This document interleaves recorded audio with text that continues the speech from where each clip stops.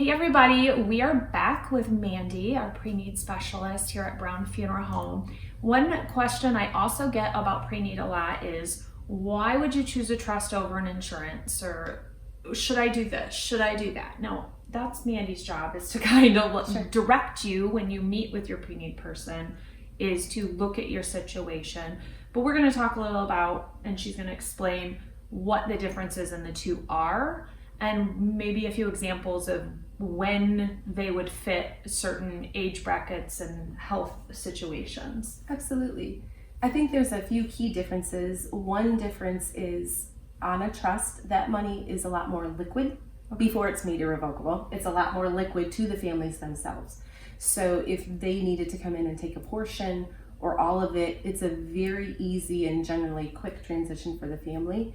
Most families don't do a pre-need it's not a forced savings for them. They really do want to use it for their funeral, but unfortunately sometimes families get into a sticky situation and need it.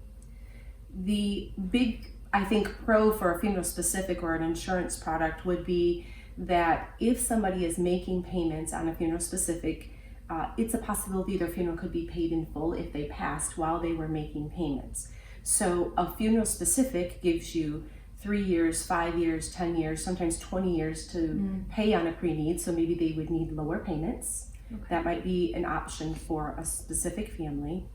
And let's say they were in year 5 and they passed away because of a car accident or a heart attack or whatever.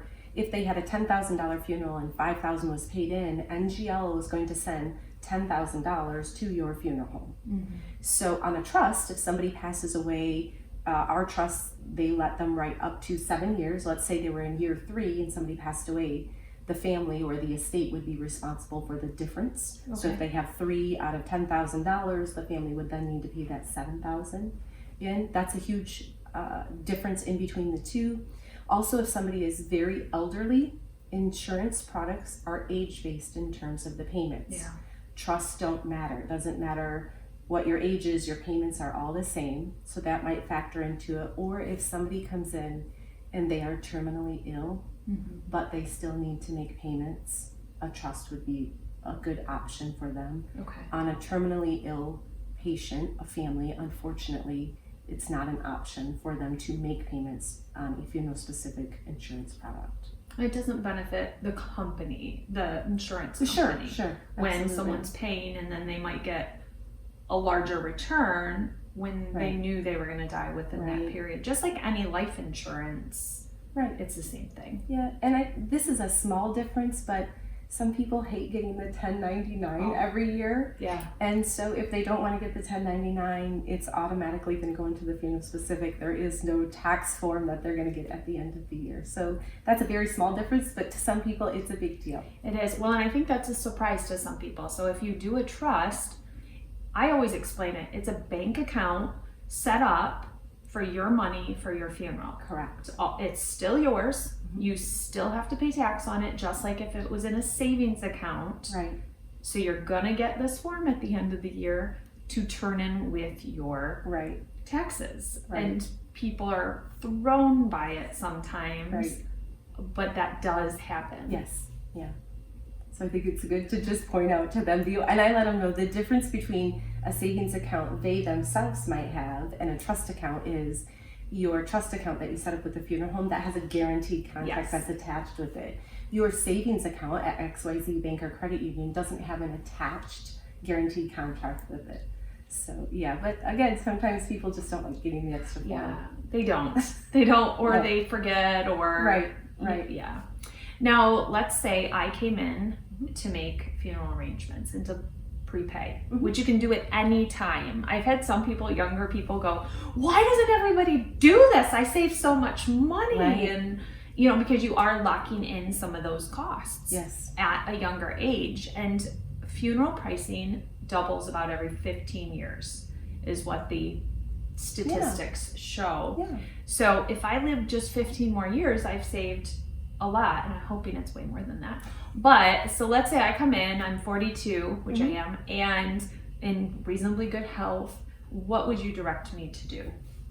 It would depend on what you're looking at for payments, but I'm probably going to direct you to a funeral specific I did mine at a very young age. I had 2 boys that were still in junior high and high school, so I wanted to make sure I kept my payments lower, but that if something happened to me, they were still taken care of and the balance was going to be paid in full.